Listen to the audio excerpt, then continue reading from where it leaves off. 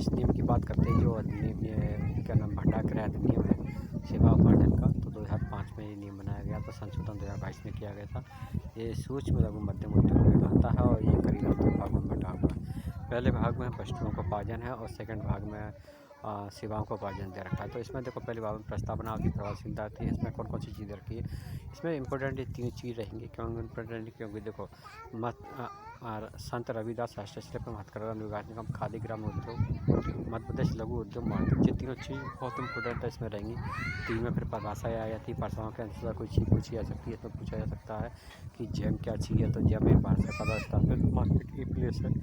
इसके अलावा और आगे देखते हैं, तो आगे इसमें है, आगे बढ़ जाते हैं। तो आगे इसमें देख लीजिए 3.13 में देखा कि ये अधिनियम है, तो 2006 का अधिनियम है और किसके द्वारा धारा 7 के द्वारा स्थापित किया गया है। इसमें एक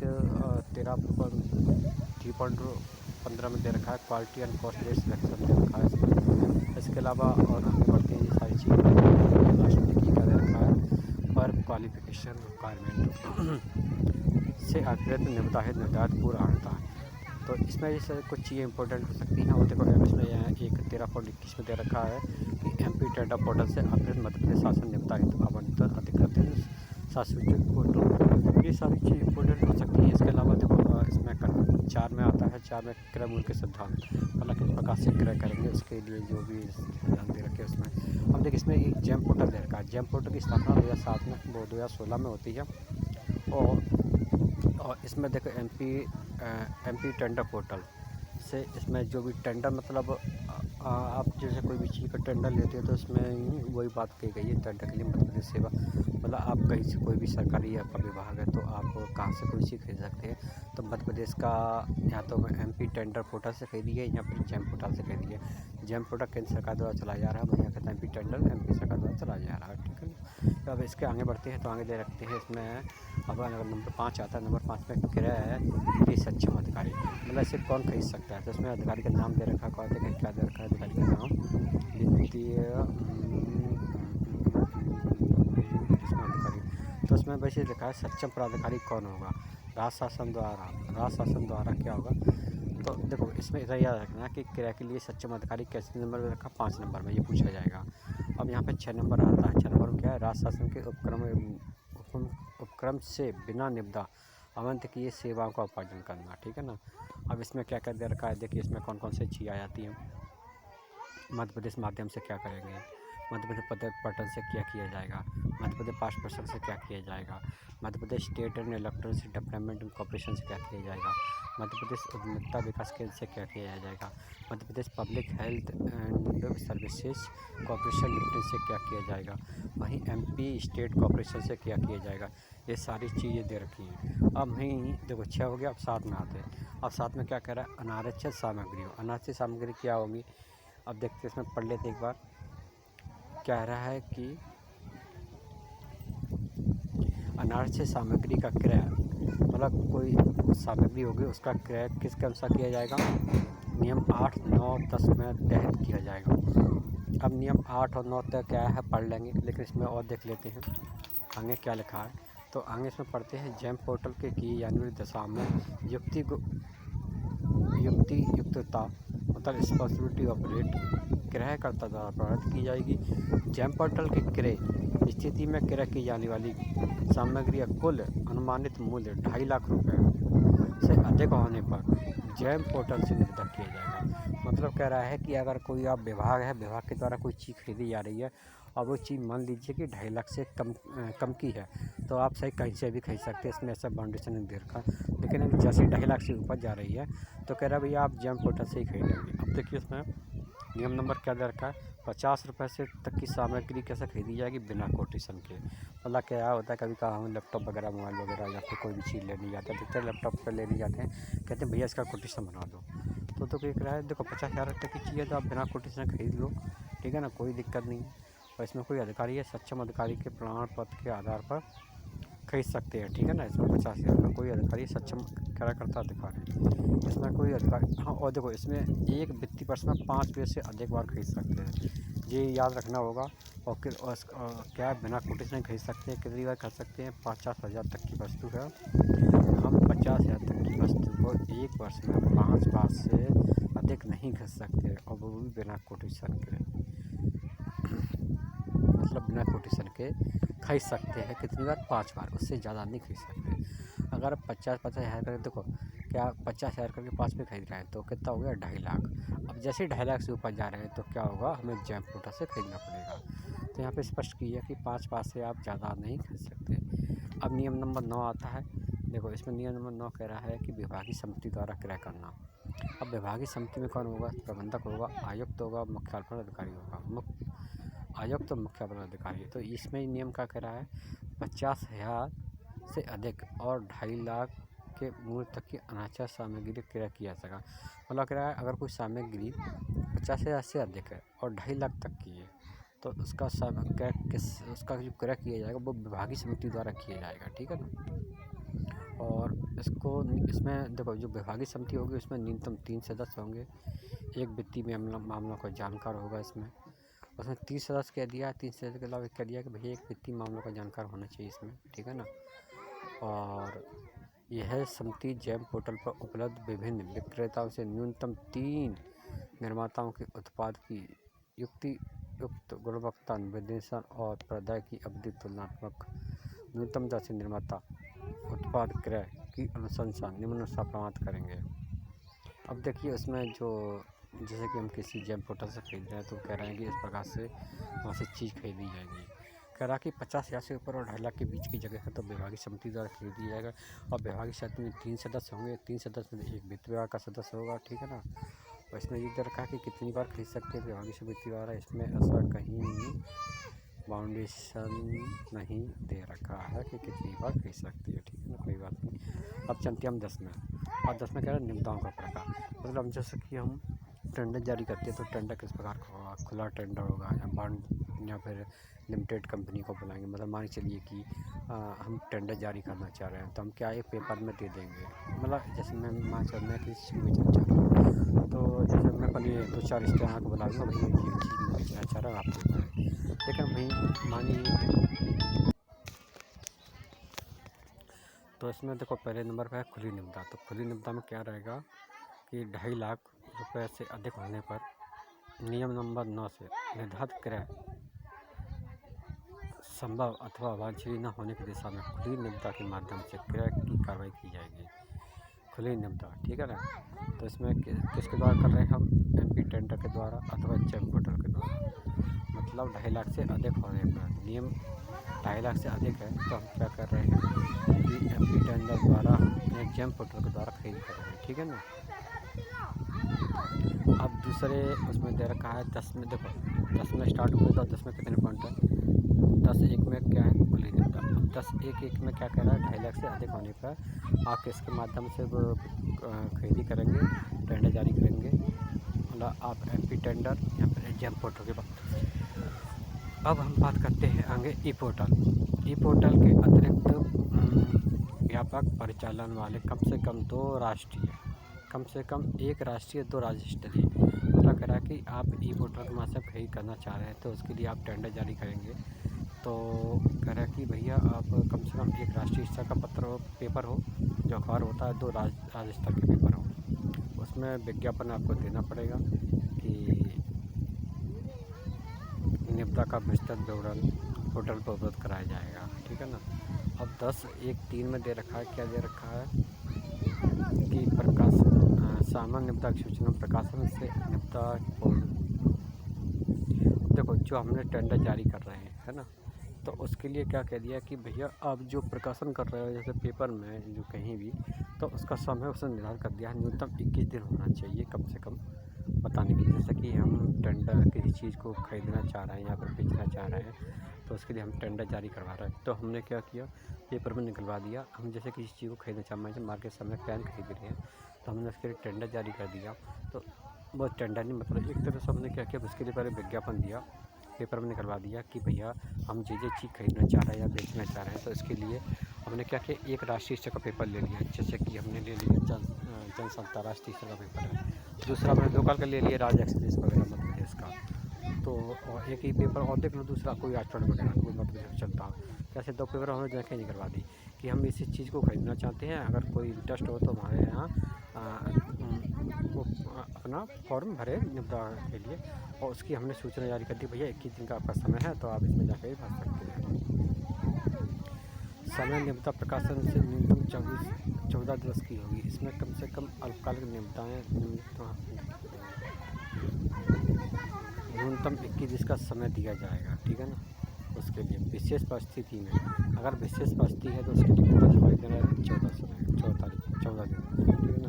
देखो सामान्य अगर जैसे हम टेंडर दे रहे हैं तो उसके लिए समय के सामान्य कोई दिक्कत नहीं है, तो अब क्या नॉर्मली कर दिया हमने कितना 14 दिन। अगर नॉर्मल नहीं है तो हमने क्या कर दिया, उसके लिए हमने 14 दिन कर दिया। अब इसमें हम आगे चलते हैं। तो अब इसमें देखो विशेष परिस्थिति में 14 दिन का समय दिया जाएगा और सामान्य परिस्थिति में 21 दिन का समय दिया जाएगा। अब इसमें निविदा प्रोसेस करने हेतु समय सीमा निविदा प्रकाशन से न्यूनतम 3 दिवस अथवा 7 दिवस होगी। इस प्रकार 7 दिवस की निविदा हेतु निविदा स्वीकृति अधिकारी से एक श्रेणी उच्च स्तर के अधिकारी से अनुमोदन प्राप्त किया जाना तथा 3 दिवस की निविदा हेतु प्रशासकीय विभाग से अनुमोदन प्राप्त किया जाना होगा।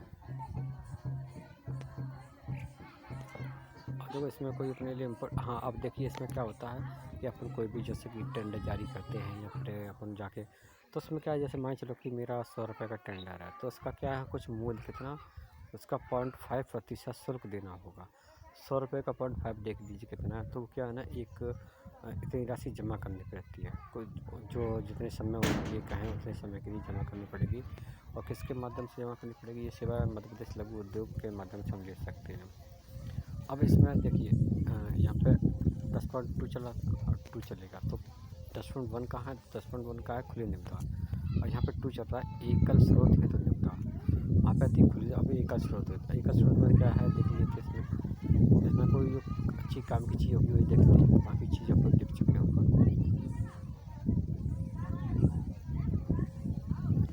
ऐसा तो कुछ नहीं लग रहा। देखो सिंगल के लिए कोई भी चीज़ खरीद रहे हैं तो नॉर्मल चीज़ें रखी हैं पूरी। अब देखो अब 10(3) में एक चीज़ देखिए, ग्लोबल टेंडर इंक्वायरी, ये पहले नहीं था, ये इसमें जोड़ा गया 2022 में चेंज करके। तो ग्लोबल टेंडर इंक्वायरी के संबंध में मध्य प्रदेश शासन समय पर निर्देश जारी लागू होंगे। अब क्या लागू होंगे ये तो इसमें दे नहीं रखा है, लेकिन आप याद रखना कि 10.3 में ग्लोबल टेंडर इंक्वायरी के नियम दे रखे हैं। अभी 11 की बात करते हैं, तो 11 में क्या दे रखा है, नियम 7, 8, 9, 10 में प्रवर्तनीय नियम 31 के अंतर्गत गठित समिति द्वारा किया जाएगा। अब वहीं हम तक 12 में देखते हैं, 12 में क्या दे रखा है, निविदा दस्तावेज विषय वस्तु। और इसमें किस प्रकार की विषय वस्तु दे रखी है, 7 प्रकार की विषय वस्तु दे रखी हैं। पूछा जाता है कि ये जो निविदा की दस्तावेज की विषय वस्तु कौन से नंबर में दे रखी है, 12 में दे रखी हैं। कितनी है ये 7 हैं टोटल, ठीक है ना। अब 13 में क्या रखा, दे रखा है रख रखाव एवं अनुबंध दे रखा है। 14 में क्या दे रखा है, निविदा की प्रतिभूतियाँ दे रखी हैं। निविदा की प्रतिभूतियाँ क्या होंगी कि जैसे कि हम कोई भी टेंडर जारी कर रहे हैं। अच्छा पहले क्या थोड़ा गलत पढ़ लिया क्या, देख लिया था एक बार जी। 0.5 का क्या है कि क्रय विभाग चाहे जैम पर खुली निविदाएँ करने के लिए मध्य प्रदेश लघु निगम की सेवा ले सकता है, जिसमें निविदा का शुल्क दे होगा। अच्छा ये उसका शुल्क दे रहेगा, ठीक है ना, कोई बात नहीं। अब यहाँ पे उसका जो टेंडर जारी किया था तो टेंडर का कितना देना होगा वो दे रखते हैं। तो देखो आपको न्यूनतम 0.5% तो अधिकतम 3%, ये क्या है जो कि प्रतिभूति होती है निविदा का, वो उतना तो आपको सिक्योरिटी जमा करनी पड़ेगी। इसके अलावा 10 करोड़ है, 10 करोड़ का 3% ये राशि क्या है ना, एक पहले ही जमा करा दी जाती है व्यक्ति से, जिससे कि अगर वो व्यक्ति खरीदना चाह रहा है तो वहाँ पर जैसे कभी क्या रहता है कि फर्जी लोग आके बैठ जाते हैं, जैसे फर्जी लोग ना बैठे, वास्तव में जो व्यक्ति खरीदे वही वहाँ पर आए, तो उसके लिए राशि पहले से ही चेक के माध्यम से या डीडी के माध्यम से जमा करा दी जाती है। अब 10 करोड़ है और 50 करोड़ है, तो उसकी बढ़ी हुई राशि का कितना, देखो 10 करोड़ तक 3% था, लेकिन 10 करोड़ का जो राशि बढ़ गई उसका कितना है 1%। अब 50 करोड़ से अधिक दर पर बढ़ी हुई राशि, देखो 50 करोड़ तक कितना है, एक देखो पहले 10 करोड़ का 3%, अब 10 करोड़ से ऊपर जितना बढ़ गया उसका 1%, अब 50 करोड़ से जितना ऊपर बढ़ जाएगा उसका 0.5%, ठीक है ना। और ये जानकारी किसके माध्यम से होगी, सूक्ष्म मध्य प्रदेश लघु स्टाफ के माध्यम से, ठीक है ना। अब आगे बढ़ते हैं, आगे देखते हैं इसमें कोई दे रखा है, इसमें अब 15 में दे रखा है है निष्पादित प्रतिभूतियाँ। निष्पादित प्रतिभूतियाँ क्या हैं? अब देखो इसमें क्या करा है कि निष्पादन प्रतिभूति सामान्यतः संविदा के मूल्य का 3% होगी। निष्पादन प्रतिभूति की राशि नकद या किसी वाणिज्य बैंक के, अब देखो जो हमने राशि ऊपर कही थी ना, तो उसमें कहा था 0.5 से लेकर 3% में जमा होगा ना, तो कैसे हुआ? डाउन ड्राफ्ट, यहाँ पर म्यादी, यहाँ पर जमा रसीद, यहाँ पर इनका चेक, यहाँ पर एक चीज़ और दे रखी है इरकॉवल बैंक गारंटी। पता नहीं कुछ होती होगी लेकिन हमने कोई पढ़ी नहीं है तो उसके बारे में पता देने में, मतलब कोई भी बैंक की गारंटी हो सकती है जो बैंक दे सके। तो निष्पादन प्रतिभूति है क्या है? ये एक राशि होती है, राशि को अपने पहले ही जमा करना पड़ता है कि भैया हम इस टेंडर में भाग लेंगे, इसके लिए ये जमा कर दो, इससे कि आप बैलेट पानी है। अगर आप चीज़ को खरीद लेते हैं तो वो आपका पैसा पहले ही पहुँच जाता है, तो कोई दिक्कत नहीं होती है। नहीं पहुँचता तो उसे वापस कर दिया जाता है। इसमें एक समय अवधि रहती है, इसके तहत आपको वो पैसा वापस कर दिया जाएगा। फिर यहाँ पर देखो इसमें रखा है 60 दिन बाद अपनी पैर देने आवश्यक है। मतलब आप जो भी चीज़ देंगे ना, तो 60 दिन की अपनी चीज़, जैसे कि आपने कोई टाइम टेबल बनाया तो उसको 60 दिन तक तो पहले रखना चाहिए, ठीक है ना। अगर आप उस चीज़ को नहीं खरीदते हैं तो आपका पैसा होगा आपको वापस कर दिया जाएगा। 15 में रखा है प्रदाता को प्रदाय आदेश, ठीक है ना। और 17 में रखा है उपार्जन उपकरण के माध्यम से प्राप्त सामग्री की गुणवत्ता निरीक्षण। अब देखो निरीक्षण का अलग तरीके से निरीक्षण कर सकते हैं, इसमें अलग तरीके दे रखे हैं। 18 में दे रखा भुगतान, तो भुगतान 2-3 तरीके दे रखा है। आंशिक भुगतान मतलब कम भुगतान करना, विलम्ब भुगतान। विलम्ब भुगतान में क्या रहेगा कि अब देखो ये भी दे रखा है, जिसके माध्यम से दे रखा है अगर जैसे विलम्ब भुगतान होता है तो क्या होगा? इसमें भारत सरकार के सूक्ष्म लघु मध्यम उद्यम विकास निगम अधीन होगा उल्लेख प्रक्रिया दरों के सक्षम प्राधिकारी काउंसिलों द्वारा शास्ति, मतलब जो भी शक्ति हैं वो आरोपित की जाएंगी। जैसे कि आपने विलम्ब भुगतान किया तो उसका, जैसे मान चलिए कि आप बैंक से लोन लेते हैं तो हम आप चुका नहीं पाते, तो उसमें क्या होता है आपके ऊपर बैंक क्या करती है, बाउंस का केस करती है। मतलब चेक बाउंस हो गया आपका या फिर EMI बाउंस है तो उसमें क्या होगी? चेक बाउंस की कीमत होती है 590 रुपये प्लस 90 रुपये GST के लिए। तो इस प्रकार से यहाँ पे एक नियम कर रखा होगा। बीच में क्या दे रखा है? क्रय उपार्जन के संबंध पारदर्शिता का मतलब प्रतिस्पर्धा और चलती है। अब 21 में बात करते हैं तो 21 चलते हैं, 21 कहाँ है, 21 में जाने दो। तो 21 इसमें बहुत सारी चीज़ें दे रखी है कि कैसे क्वालिटी रहेगी, क्या रहेगा, उसमें सारी चीज़ रहती है। अगर क्वालिटी ख़राब है तो भी देखा जाएगा। इसके अलावा उसमें देखो समय समय पर, जैसे मान चलिए आप कहीं किसी से आपने कपड़ा खरीदा तो उसकी क्वालिटी चेक की जाएगी, क्वालिटी सही है तो उसे हम कहेंगे हमने क्वालिटी तो बाहर बना दी है। तो इस प्रकार की बहुत सारी चीज़ें दिख जाती है क्वालिटी समय समय पर बीच में चेक करने के लिए भी जाते हैं, ऐसी सारी चीज़ रहती है उसमें, ठीक है ना। 21 में पुनः क्रय प्रस्ताव, अब पुनः क्रय प्रस्ताव दे रखा है इसमें कि हमें चीज़ पसंद आएगी तो हम दोबारा समझ सकते हैं। स्टार्टअप विशेष प्रावधान, स्टार्टअप में क्या क्या कैसे कौन सी चीज़ क्या होगी। और देखो इसमें अब क्या दे रखा है स्टार्टअप में, देखो कौन कौन सा मध्य प्रदेश शासन अध्यक्ष दे रखा है, मुख्य सचिव कैबिनेट सेक्रेटरी होता है उसके बारे में बात कर रहा है, वो इसका अध्यक्ष होगा किसका? स्टार्टअप विशेष प्रावधान किया इसमें किसका दे रखा है? कोई विभाग का नाम दे रखा है और कोई भी स्टार्टअप हो सकता है, तो उसके लिए इसमें समय सीमा जो हुई 23 में क्या मध्य प्रदेश के सूक्ष्म लघु उद्यम की प्रावधान कर प्राथमिकता 21 में दे रखी है। इसमें किस तरीके से क्रय किया जाएगा? इसमें क्या रहता है, अधिकतर अपने जो स्टेट के उद्योग होते हैं उनको प्राथमिकता दी जाती है, दूसरे स्टेट के उद्योग जो प्राथमिक उद्योग होते हैं उनको दूसरे नंबर पर रखा जाता है। सबसे पहले पने ही जो, जैसे मान चलिए हमारे यहाँ कोई स्टार्टअप लगा रखा है संत रविदास या हैंडलूम वगैरह, उससे हम कोई चीज़ खरीद रहे हैं तो क्या सबसे पहले हम यहीं से खरीदेंगे, उसके बाद दूसरी जगह। और मान चलिए कि दूसरी जगह सस्ता दे रहा है तो उसमें भी एक नियम लगा देते हैं कि भैया थोड़ा आप वहाँ से खरीदें, उसके बाद आप यहीं से खरीदेंगे। मतलब ऐसा नहीं है कि ये अपने MP वाला महंगा दे रहा है और उत्तर प्रदेश वाला सस्ता दे रहा है, तो क्या होगा कि इसकी बाउंडेशन रहती है, इसका नियम रहता है, तो उस नियम इसमें दे रखा है, कहीं देखो मिलेगा तो कोशिश यही की जाती है कि मतलब 50% ना वहाँ से खरीद करके मतलब ख़रीदा जाए, पर इतना ना खरीदा जाए कि हमारे जो स्टेट के उद्योग हैं तो उनको प्रभाव पड़े। 24 में स्थानीय प्रदाताओं का क्रय प्राथमिकता और 25 में आवश्यक सामग्रियों के लिए क्रय प्रक्रिया और आगे चलते इसमें और क्या दे रखा है। 25 में सारे नियम, देखो नियम बहुत सारे हैं तो 26 में क्या है वो क्या पढ़ेंगे इसमें।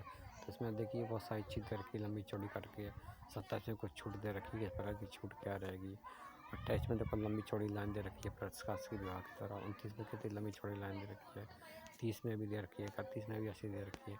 तो जो है हर जगह से ये पूछने की संभावना नहीं। अब देखो इसमें 65A नियम 6 के अनुसार जिसमें कौन कौन से उद्योग थे, उनसे क्या क्या बनाते हैं, कौन कौन से उद्योग, तो ये उद्योगों ये चीज़ बनाते हैं। इसमें देखो लंबी लिस्ट रखी है। और दूसरा आ गया सेवाओं का उपार्जन। इसमें प्रस्तावना दे रखी है। देखो सेम टू सेम उसी की तरह पर थोड़ा सा इसमें तरह रहेगा। परामर्शदाता द्वारा की जाने सेवाओं की पहचान, सेवा उपार्जन सक्षम अधिकारी, अपेक्षित सेवा के कार्य क्या होंगे और अनुमानित व्यय क्या रहेगा। संभावित स्रोतों की पहचान किस प्रकार से की जाएगी। परामर्शदाताओं की छटनी किस प्रकार से की जाएगी। विषय वस्तु क्या रहेगी। वहाँ पे विषय वस्तु 7 थी तो यहाँ पे विषय वस्तु 5 है। प्रस्ताव के लिए अनुरोध किस तरह से तैयार किया जाएगा। और इसके अलावा विलंबित निविदा क्या होगी। तकनीकी निविदा क्या होगी। तकनीकी रूप से अहर्ता प्राप्त निविदाओं का वित्तीय प्रस्ताव मूल्यांकन क्या होगा। और परामर्शदाताओं का मनोनयन, संविदा की निगरानी, सेवाओं की आउटसोर्सिंग, संभावित सेवाओं की पहचान और निविदा की तैयारी। और 49 में रखा निविदाओं के आवेदन करने का तरीका। सेम टू सेम वही देखो, यहाँ पे बस अमाउंट चेंज हो गया है, तरीका वही रहेगा सेम टू सेम। अमाउंट अभी देख ले तो कोई दिक्कत नहीं। विलम्ब निविदा क्या रहेगी और तकनीकी प्रस्ताव का मूल्यांकन क्या रहेगा और वित्तीय प्रस्ताव का मूल्यांकन क्या रहेगा। संविदा का परीक्षण क्या रहेगा। आपूर्तिकर्ताओं को काली सूची में रखने का निर्देश क्या रहेगा। 55 में देश की सीमाओं या देश के प्रदाताओं की जानकारी। 56 देखो लंबी चौड़ी चीज़ें रखी है इसमें। 55 में आपको ये आ गया किस प्रकार से देखें तो देश की सीमाओं में लगे सेवा या माल अन्य प्रदाताओं या लाभकारी स्वामित्व वाले प्रदाताओं भारत सरकार द्वारा जारी प्रपत्र आमंत्रित है। ये लंबा चौड़ा आ गया, फिर उनका समझ में नहीं आती थी लंबी चौड़ी। तो इसमें देखो इम्पोर्टेंट चीज़ पूछी है कि लोगों को क्या है। तो सीधी सी बात है, देखो एक तो पूछा जाएगा बिना कोटेशन के कितने का है, 50,000 का है, ठीक है ना। वो कहाँ से किया जाएगा, स्थानीय व्यय से करेंगे। अगर क्या होगा कि विभागीय समिति द्वारा कर रहे हैं और कितनी बार कर सकते हैं, इसको 5 बार कर सकते हैं एक साल में। विभागीय समिति द्वारा करेंगे 50,000 से 2.5 लाख के बीच में, तो जेम पोर्टल के माध्यम से करेंगे। खुली निविदा होगी 2.5 लाख से अधिक की खुली निविदा रहेगी तो कहाँ से करेंगे, MP टेंडर जेम पोर्टल के माध्यम से। एक स्रोत क्रय करना होगा तो जेम पोर्टल के माध्यम से। सीमित निविदा होगी तो ये पहले प्रावधान था, अब नियम रूप कर दिया गया है। अब इसका जो टेंडर का उसमें दे रखी है कि 10 करोड़ राशि पे कितना टैक्स रहेगा, क्या रहेगा। यहाँ पर बैंक के नियम क्या रहेंगे। चेक जो क्रय करने वाला आएगा वो चेक देगा तो कितने समय के लिए वैलिड रहेगा। ये सारी चीज़ पूछी जाएगी। यहाँ पे समिति होगी, समिति में कितने, जैसे विभागीय समिति कितने सदस्य होंगे तो पूछा जाएगा इसमें। एक सदस्य विभाग के कितने सदस्य होंगे, इसमें 1 सदस्य होगा। इस प्रकार की सारी चीज़ तो सारी चीज़ यही आएंगी। और थोड़ा सा आपसे नेट से भी डाउनलोड कर देख सकते हैं। हो सकता है मैं पहली बार